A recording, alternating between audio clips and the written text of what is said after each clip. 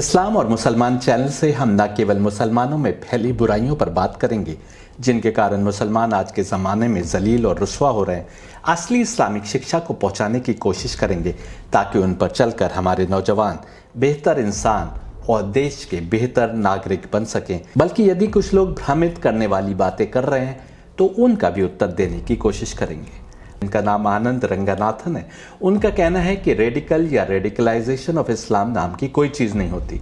इनका कहना है कि हर मुसलमान कुरान के रूप में एक ऐसी किताब पढ़ता है, दिल में बिठाता है, याद करता है, उस पर चलता है, उसकी शिक्षा को फैलाता है और गर्व से बोलता है, जो बिल्कुल साफ शब्दों में डिफाइन करती है कि कौन बिलीवर है और कौन non believer. I'm afraid I would have to disagree.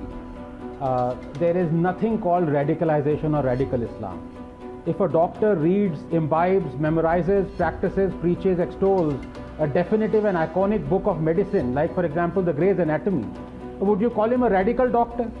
Likewise, if a Muslim reads, imbibes, memorizes, practices, preaches, extols a book that explicitly defines who a believer or a non-believer is, 33, 36, 3, 132, 8, 2, 49, 15, and has more than half of its verses asking for the complete destruction and annihilation of non-believers, polytheists, Jews, Christians, and saying that they are the worst of creatures, 98:6, never to be married with, 2:21, they should be condemned to eternal roasting in hell, 4:56, that no other deity has the right to be worshipped except Allah, 40:62.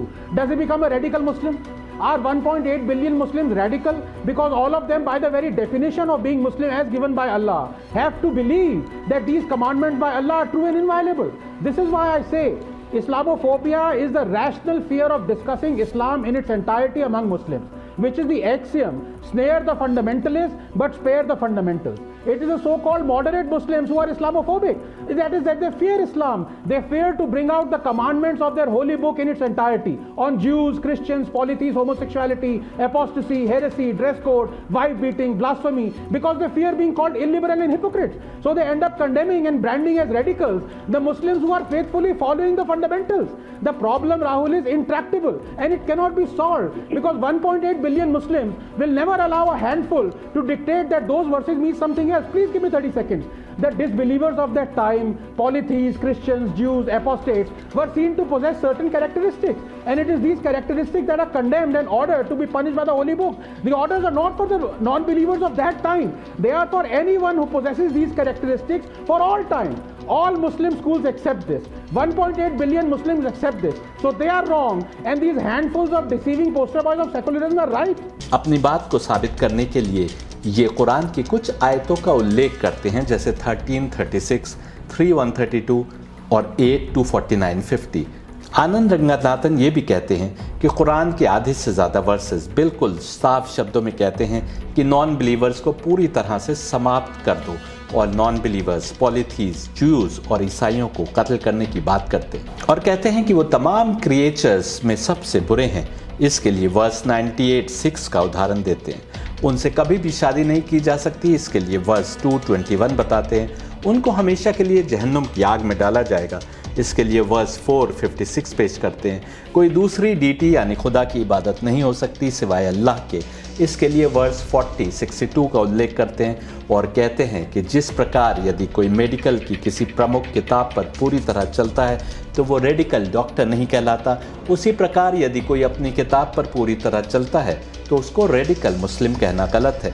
यानी ये साबित करने की कोशिश कर रहे हैं कि खोट तो उस किताब में है जिसको मुसलमान मानते हैं और जिस पर चलते हैं। वो पूछते हैं कि क्या 1.8 बिलियन मुस्लिम्स रेडिकल हैं, क्योंकि मुस्लिम्स की जो डेफिनेशन है जो अल्लाह ने दी है उसके अनुसार मुस्लिम को इस पर यकीन होना चाहिए कि ये अल्लाह की आयतें हैं जिन पर उसको चलना है, यानी कुरान पर उसको चलना है। इसलिए इनका कहना है कि इस्लामोफोबिया दरअसल रैशनल तरीके से इस्लाम जैसा है उसको नॉन मुस्लिम्स द्वारा डिस्कस करने का नाम है।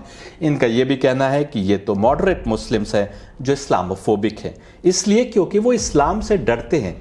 वो अपनी ही होली किताब की कमांडमेंट्स को पूरी तरह से बताते हुए डरते हैं जब वो Jews, Christians, polytheist, homosexuality, apostasy, heresy, dress code, wife beating, blasphemy आदि विषयों पर बात करता है, क्योंकि उन्हें डर लगता है कि कहीं इलिबरल और हिपोक्रेट का तमगा न लग जाए। इनका कहना है कि प्रॉब्लम का कोई सॉल्यूशन नहीं, क्योंकि जिस कुरान को ये 1.8 बिलियन मुस्लिम्स गले से लगाए हैं वही ये सब बातें करता है। अटैक किताब की ओर है। कुछ आयतों का तो इन्होंने बिल्कुल साफ हवाला दिया है और कुछ एलिगेशंस लगाए। एलिगेशन जैसे इन्होंने कहा कि कुरान के आधे से ज़्यादा वर्सेस बिल्कुल साफ शब्दों में कहते हैं कि नॉन बिलीवर्स को पूरी तरह से समाप्त कर दो, और नॉन बिलीवर्स, पॉलीथीज, ज्यूज़ और ईसाइयों को कत्ल करने की बात करते हैं। हम इसको एलिगेशन इसलिए कह रहे हैं कि अपनी बात को साबित करने के लिए इनको सबूत देने होंगे।